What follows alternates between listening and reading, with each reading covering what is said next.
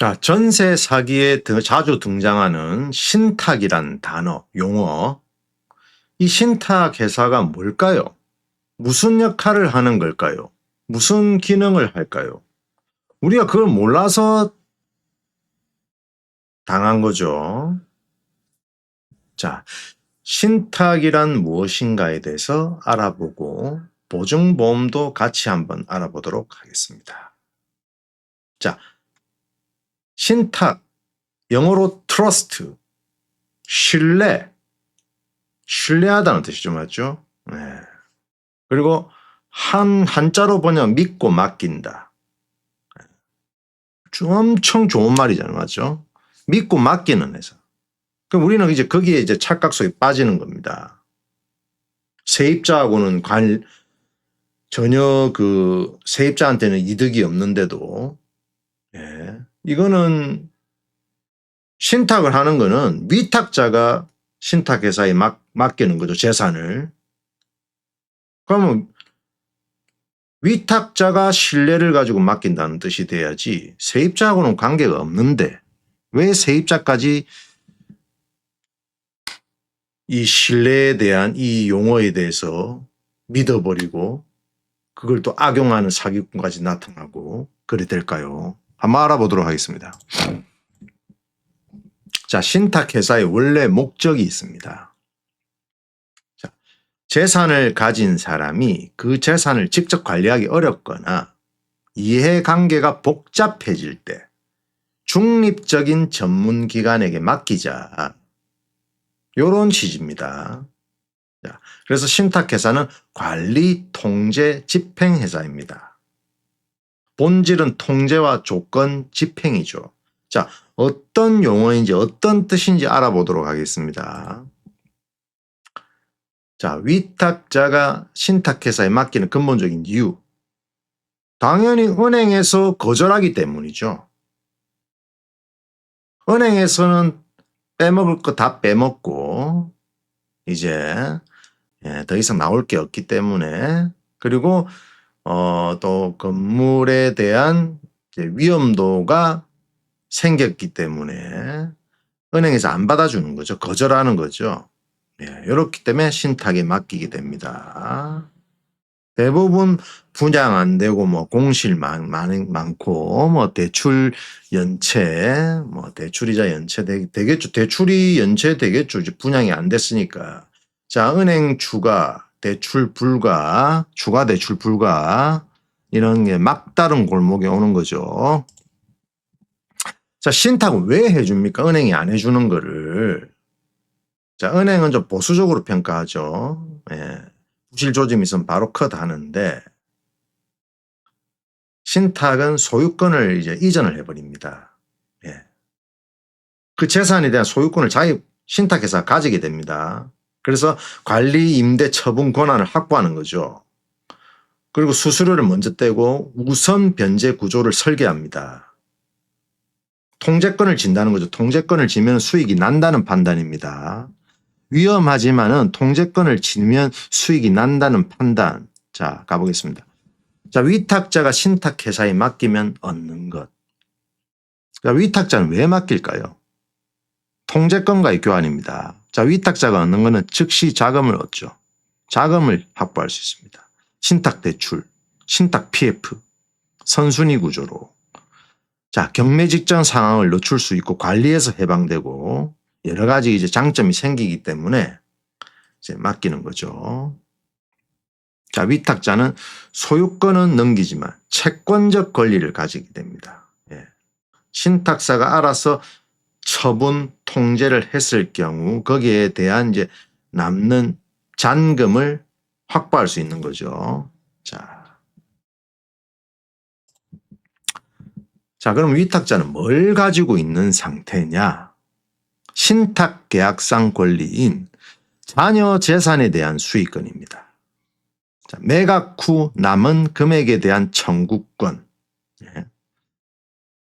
계약 조건 내에 임대 관여 권한이 있는 경우에는 그걸 받을 수 있는 권리. 쉽게 말하면 이 건물에서 남는 게 있으면 그걸 받을 수 있는 권리를 가지게 되는 거죠. 채권자 역할을 하는 거죠.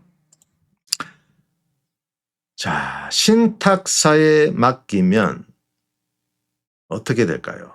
신탁사는 설계를 합니다. 이제 소유권을 이전받고 모든 통제 권한을 가지고 자, 건물 팔 권리를 가지게 되죠. 임대 조건을 정할 권리를 가집니다. 계좌를 통제할 권리를 모든 권리를 가지게 되죠. 자, 변제 순위도 고정을 시켜버립니다. 자, 이 건물을 팔았을 경우, 경매를 했을 경우, 공매했을 경우 대출금을 먼저 갚고 건물을 확보한다. 그리고 신탁사 수수료를 두 번째로 챙긴다. 관리 처분 비용을 내가 확보한다. 이 모든 걸 다 떼고 마지막으로 남은 잔금이 건물주, 그 다음 세입자 이런 식으로 돌아가는 겁니다. 그러면 어떻게 되겠습니까? 세입자는 보증금 받게 되는 게 굉장히 힘들어지겠죠. 100% 받는 거는 거의 무리수라고 보죠. 앞에서 변제 순위를 다 떼버리니까 실제로 남는 금액이 얼마 없을 거란 말입니다. 자, 수수료 선차감 해버리죠. 건물이 팔리든 말든 운영하는 동안 수수료 먼저 다 신탁사는 가져갑니다. 자, 임대 조건을 통제하죠. 함부로 건물주가 임대 못하도록 성인 없는 계약을 무효시키고 보증금 한도를 정해버리고 월세 한도를 정해버리고 뭐 그런 게 있습니다. 그게 이제 신탁 그 계약서 원부에 나와 있는 내용이죠.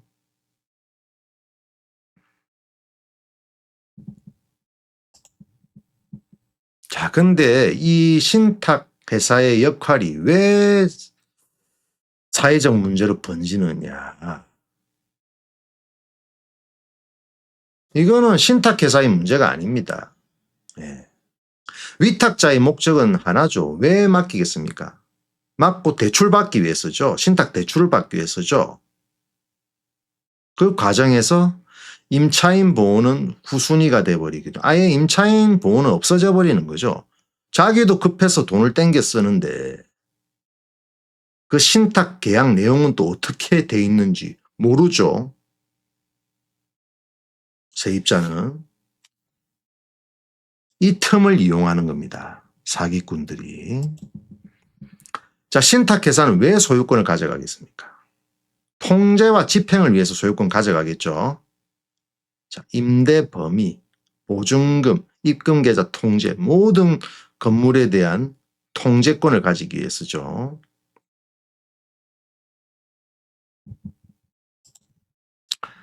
자, 은행과 신탁회사의 역할 차이 잠시 설명하도록 하겠습니다. 은행은 이제 좋은 물건을 담보로 설정합니다. 맞죠?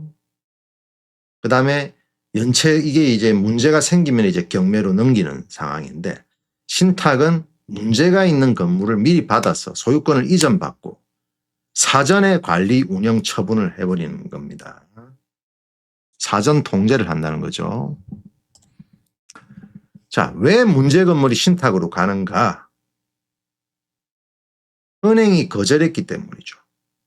돈을 받으려면 위탁자가, 대출을 받으려면 신탁회사로 가는 겁니다. 신탁회사에 소유권을 이전시키고 자기는 대출을 받는 거죠. 미분양, PF 문제, 연체위험이 나타나죠. 자, 문제가 생긴 자산이 신탁으로 오게 되는 이런 이유가 은행에서 안 받아주기 때문입니다. 맞죠? 자, 소유권을 넘긴 위탁자는 무엇을 가집니까? 법적 소유권이 이전되지만 수익권과 청구권, 이 건물 처분 매각했을 경우에 그 수익권, 청구권 받을 수 있는 거죠. 신탁 종료 시에 재산 반환, 잔여금 확보할 수 있는 거죠. 채권자가 되는 거죠. 아까 설명했듯이. 자, 임차인이 신탁을 안전하다고 착각하는 이유.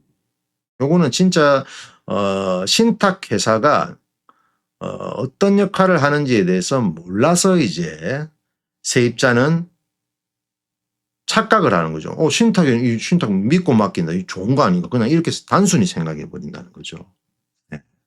그래서 사기꾼들한테 미끼로 쓰입니다. 자, 신탁 조건의 악용. 자, 허용 보증금 초과. 소유권이 넘어갔습니다. 신탁회사가 갖고 있는데도 건물주는 소유권이 없는데도 임차 계약을 맺는 거예요. 그것도 신탁 계약서에 나와 있는 그 계약 한도를 초과해서. 이게 사기가 되는 겁니다. 신탁은부를 보지 못하죠, 세입자는. 볼 수는 있는데 지금은. 봐도 모릅니다. 너무 복잡해서. 그래서 애초에 신탁이라 돼 있는 신탁된 건물은 애초에 계약을 안 하는 게 좋을 것 같습니다. 예. 이걸 악용하는 거죠, 이게. 건물주가 임의로 그냥 계약을 그냥 사기로 맺어버리는 거죠. 사기죠, 사기 그냥. 승인이 없는 계약인 거죠. 그리고 신탁사로 들어가야 될 보증금이 자기 계좌로 그냥 받아버리는 게 완전 사기잖아요. 그럼 떼이는 거잖아요, 그냥. 책임 안 집니다. 보증보험사에 여기서 보증보험사 책임 안 지는 겁니다. 보증보험사는 당연히 신탁사하고 계약을 했을 경우 책임을 지죠. 그런데 세입자 임차인은 모르고 계약을 하기 때문에 건물주가 속이기 때문에 건물주 소유권이 없는 사람하고 계약이 돼버리기 때문에 자체가 그냥 계약이 성립이 안 되는 겁니다. 보증보험 계약이. 그래서 보증보험도 안 되는 겁니다. 자, 세입자 반드시 확인해야 할 것.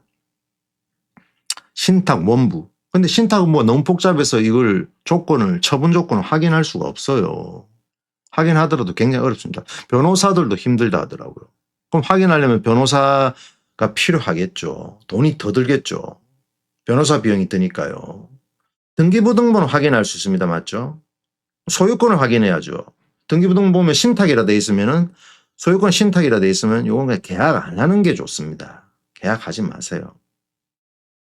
무슨 말씀인지 아시겠죠? 신탁사 사전동의서 요것도 있어야 돼요. 이런 거 볼 필요 없습니다. 그냥 등기부등본 보고 신탁이라 돼 있으면 계약 안 하시는 게 좋을 것 같습니다.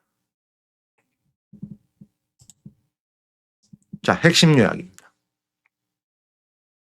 신탁회사는 원래 관리와 처분을 대신하기 위해 존재하는 거죠. 신탁회사가 위험한 게 아닙니다. 맞죠? 이거는. 위험한 자산이 신탁으로 가는 구조인데 여기서 이제 세입자가 오해하는 거는 신탁이란 단어만 듣고 그냥 오해를 한다는 거죠. 믿고 맡긴다. 그럼 믿고 맡긴 회사니까 좋은 회사네. 이렇게 단순하게 생각하는 아니죠. 신탁회사는 위탁자를 위해서 존재하는 위탁자의 건물, 재산을 관리하는 거죠. 소유권을 이전받고. 세입자하고는 관계없는 겁니다. 세입자는 아무 관계도 없어요. 신탁회사하고. 그냥 계약조건이 위탁자하고 신탁회사하고 한 그 계약 내용, 신탁 계약 내용에 이제 위탁자가 사기를 치게 되면은 그냥 세입자는 당하게 되는 겁니다. 세입자하고 전혀 관계가 없어요.